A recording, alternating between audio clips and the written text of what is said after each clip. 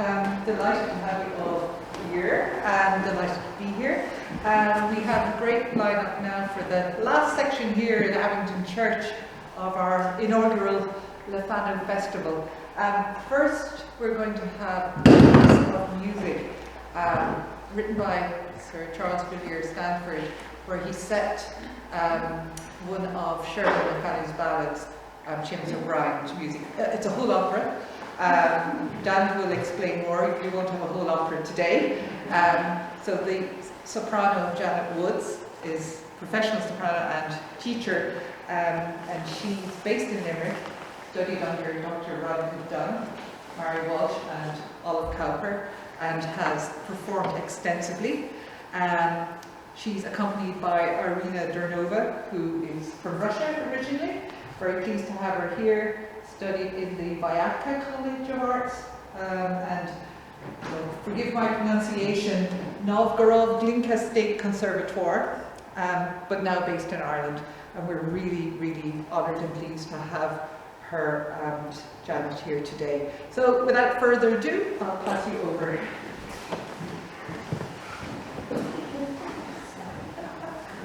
Good afternoon. Thank you, Grania.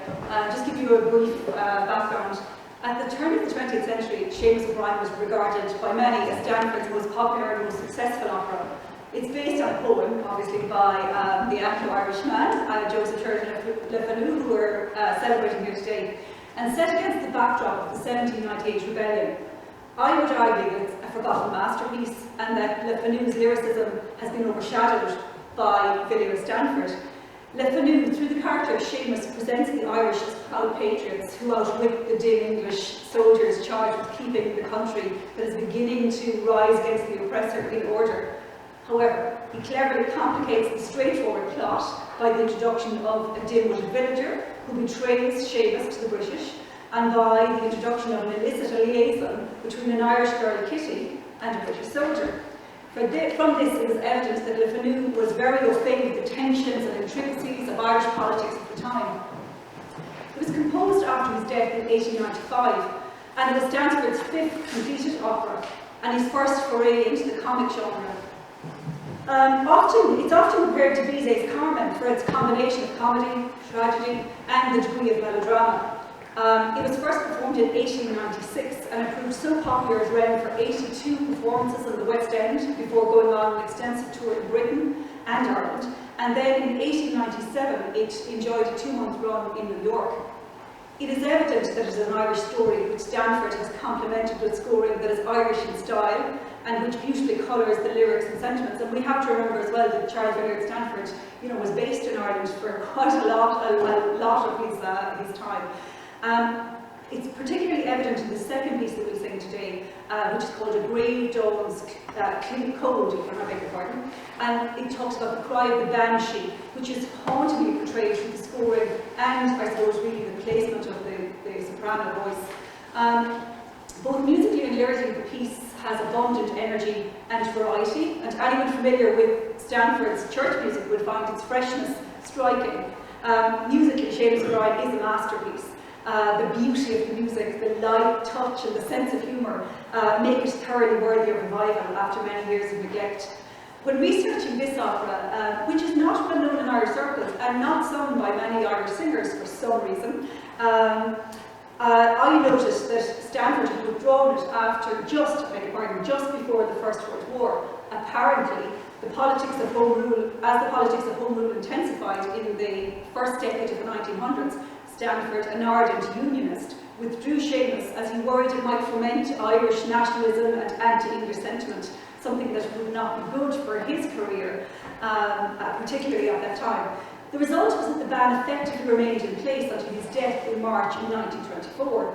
Hardly surprising when one recalls that during the period Ireland had been ravaged physically, socially, politically and emotionally by the 1916 rebellion, the War of Independence, the Irish Civil War, and of course Britain had been fighting a bloody war from 1914 to 1919, and anything which showed the Irish in a superior light was most definitely not going to grace British stages. Then, in 1924, possibly as a political statement, and just as the new Irish state was emerging from this embryonic stage, Less than 5 months after Stanford's death, Shamus O'Brien returned to the stage in Dublin in a production by Joseph O'Mara's touring opera. The opera became a staple of their repertoire, and it received a second lease of life, preparing the way for a BBC broadcast in 1930. And again, it's just, when we look at that more deeply, it's that things are thawing. Okay, things are thawing between the two countries. And the one thing, I suppose, that has surpassed all of the political tensions, music, art, writing, we tend to let the political tensions disappear to allow the beauty and creativity to flourish. Almost 90 years later, it can be argued that Shamus O'Brien is long overdue a revival, a fact that has been confirmed by the BBC Radio 3 in conjunction with BBC Concert Orchestra under the baton of David Parry. They're working on a joint project. It was due to be recorded in 2022, but the pandemic has done a little bit to affect all of that. Personally, having located and begun to study both scores, I am exploring the possibility of bringing their second collaboration, Padraig O'Huair, to local audiences. This is a beautiful ensemble and short. It's 20 minutes of soprano, alto, tenor, bass and an orchestra. It's full of energy, spirit and pathos, yet again encapsulating the culture of the period. Who knows, maybe next year might be the inaugural performance of Padraig O'Huair at the second Lebanon Festival. In the meantime, we will whet your appetite with two contrasting pieces from Shamus O'Brien. The first piece Irina and I will showcase is When Is He Coming? It's sung by Kitty, who felt, as the fear of the time, that she was never going to meet a man and marry.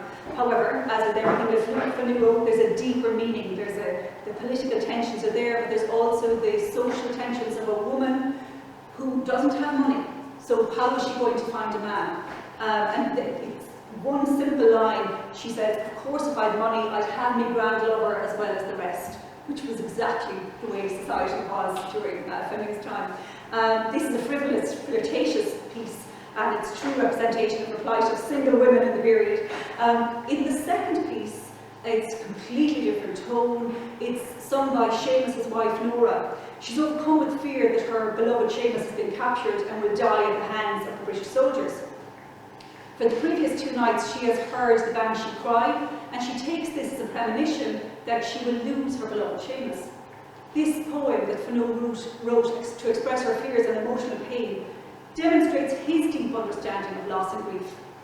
Of the greater exploration of the poem, you see he understands the relationship and connection between lovers, that deep connection that a woman has with her husband, or husband with wife, or in today's terms, whatever the relationship is. You know, there's that connection that even when you're not together, that you feel the other person's pain.